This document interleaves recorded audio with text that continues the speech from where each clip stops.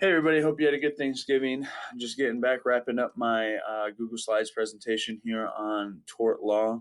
I'm going to keep this brief and go through the cases that I looked at and give you a brief overview of all those things. Again, tort law is a civil law, and what it means here is we are looking for damages caused by loss or harm. Obviously, those damages are typically monetary. There's a couple of different types of torts, as you'll see here in my presentation. There are intentional torts, and with intentional torts, a lot of times they're wanting to prove malice or willful wanton, a cause or an intention to hurt somebody. Battery is actually an example of that, where you actually physically hit somebody, whether that's with your own body or with an object.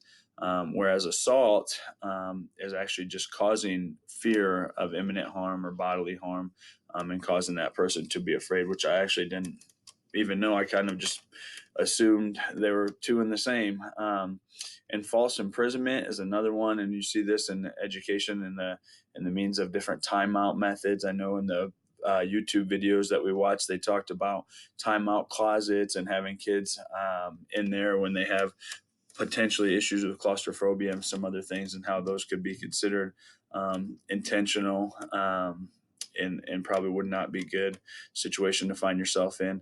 And then the last one, which is actually pretty tough to prove, is intentionally causing emotional distress, and the person filing the complaint or the tort in regards to emotional distress has to actually prove that it caused them a loss or some sort of a harm that they could not recover from. So some things to keep in mind. Another type of tort is negligence, which is actually one of the more common ones. And this is typically associated with an individual having a duty or responsibility to protect someone or owe them that care, and then not carrying that out. And again, that's one of the more common ones that you'll see. The third one here is strict liability. And then the last thing I wanted to bring up was defamation. There's two types of defamation identified in the research. Slander is written, slander is spoken defamation.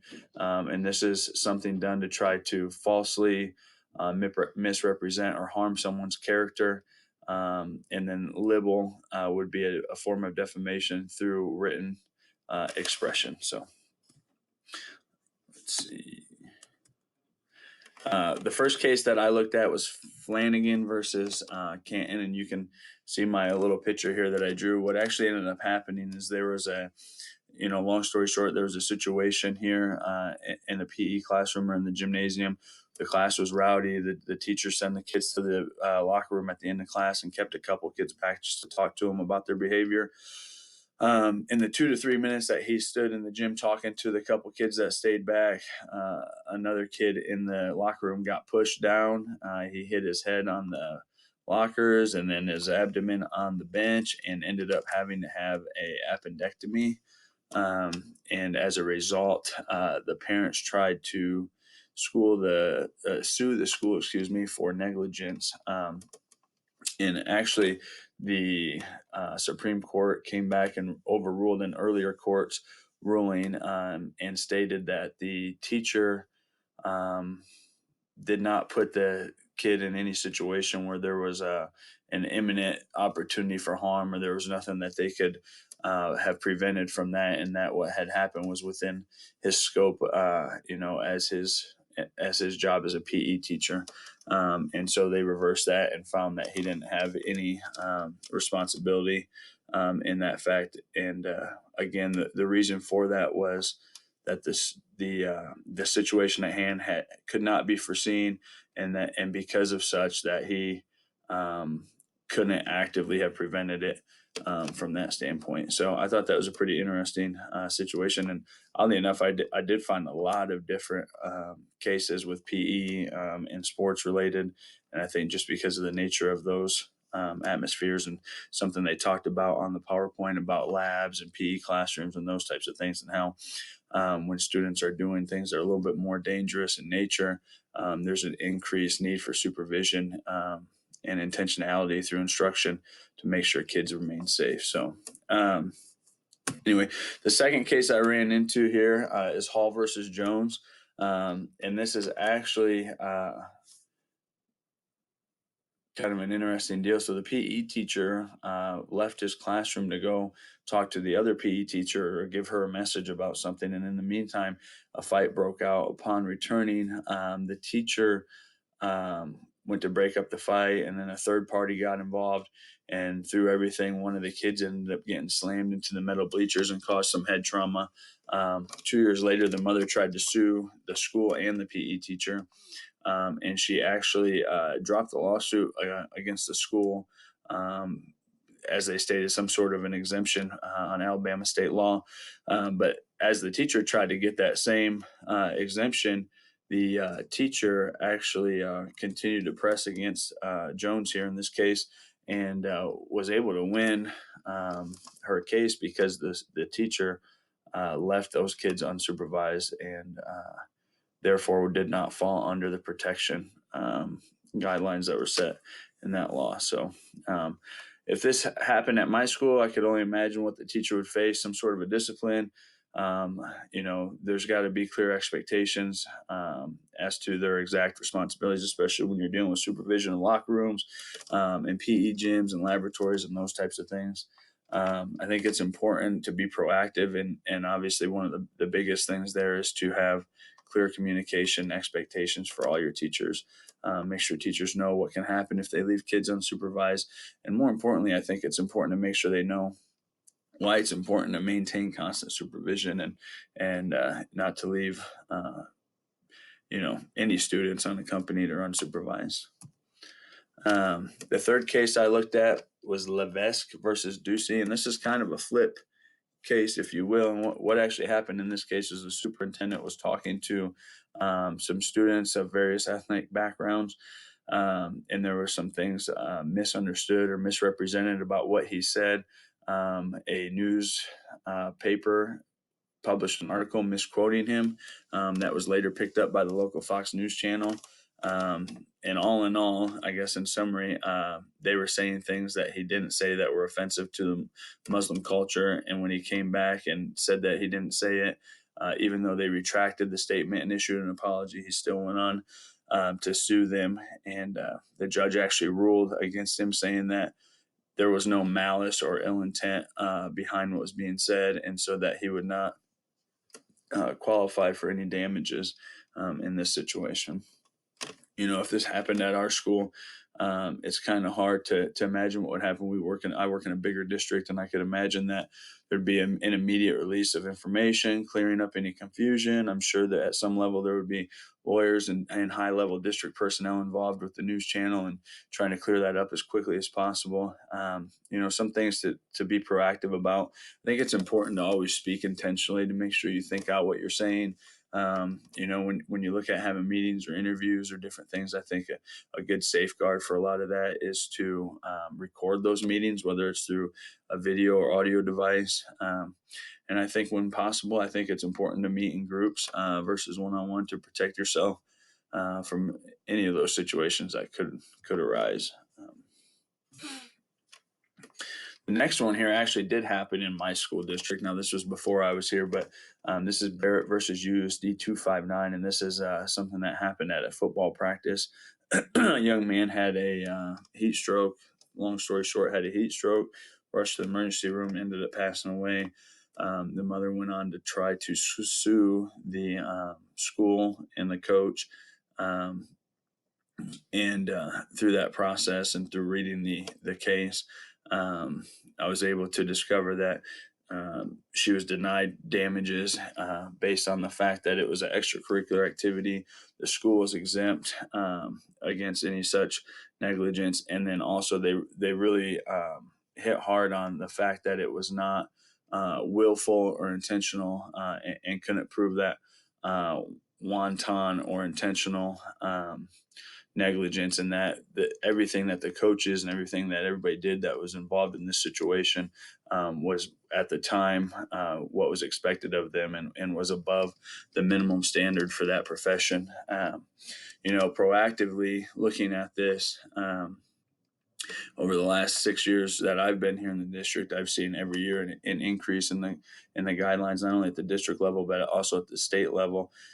as far as awareness and prevention of heat illnesses and other life-threatening issues associated with athletics. That includes CPR, first aid, learning how to use the AED devices in our school, and so on and so forth. So, the sad reality of these situations as they've continued to occur over the last, 20, 30 years or whatever, is that through these hard situations, I think everybody learns how to be better and be safer, and take the right precautions to keep kids safe and healthy, and to avoid these situations. So, again, proactively, I think it's important to continue to learn, continue to grow, and continue to place the well-being of the child above everything else.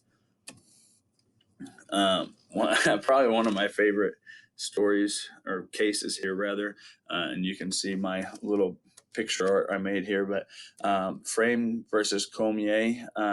And What actually happened in this situation was a gentleman was subbing in the classroom upon the request of another teacher. There was some sort of a disturbance, and he had asked several of the students to leave the classroom, and then the rest of them started taking the test. One of the students started talking out loud during the test. I think he had been warned once or twice. Upon the second or third time, the teacher walked up and asked him to leave. The student kind of was being difficult and refusing to get up and get out and leave the classroom. Um, when the student finally did get out of his desk or his chair, he stood in face to face with the instructor, and almost in a confrontational way. And according to the case, immediately the substitute instructor grabbed him by the shoulder and directed him backwards towards the door, causing the student to stumble into a piece of furniture there, and then escorted him the rest of the way out of the classroom. The next day, the substitute teacher had been informed that the parents had called the police and filed battery charges, or assault charges, excuse me, against the teacher. Um, this case ended up getting dismissed, and no damages were rewarded. The court actually found that the teacher was acting within his rights, and in an effort to continue to have a productive learning environment free of disruption, and that the force that was used was, what's the word they used? Was It wasn't overboard. Let's say it was a reasonable force. And so, again, I thought that was a pretty interesting story. Reactive, I think immediately in my mind, like, oh my goodness, if this happened at my school, I couldn't believe what would happen, to the teacher in question. They'd probably be brought in for a sit down with the administration. It'd be hard to say what would happen after that. I know contractually, and looking in our handbook, teachers have a right to protect, the classroom, other students, and themselves from physical harm. They also have the right to protect, school equipment and property from physical harm or from harm from other students. It just seems to be like a real gray area. Something that you definitely want to be careful with, for sure. Um, Proactively, I think it's something you should always do is just have clear communication, expectations, and then reinforcing those expectations. Expectations don't mean much if um, they're not being reinforced at the top. So that's kind of my big deal with a lot of these. Teachers must also be trained in strategies and techniques to reach desired solutions without escalating problems. The situation in the classroom, I feel like it probably could have been handled a little better, a little differently. Um, and we see teachers every day that handle it, in a way that's more desirable, and then we see teachers, unfortunately, that overreact and turn small situations into big situations. So I think appropriate training and follow through with those things is important and vital, with the ever changing world of education that we're in these days. Um, Benefits of professional and ethical standards in regards to torts. I think professional and ethical standards have to be designed, and though they're designed with several factors in mind. Obviously, there's legal aspects to that. There's, respective professions have different things that they need to look at when they're thinking about what kind of standards, what kind of ethics are involved with their certain career paths.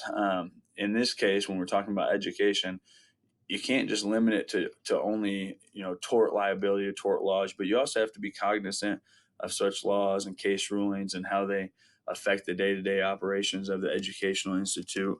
um, while it's easy to say we should monitor this through the use of common sense and that teachers are professionals and we don't need to go over all these things because they should know and it's an expectation.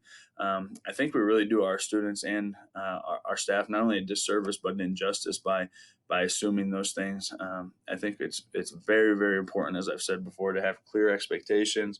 Um, they need to reflect our belief system, and they need to be carried out and enforced daily across the board, from the top of administration all the way down, through the staff and students. Having and operating with a high standard of professionalism and ethical standards will help minimize not only the tort liability issues, but adversely, I think it impacts productivity. I think it helps the learning environment as a whole, and I think it really just benefits the school in general.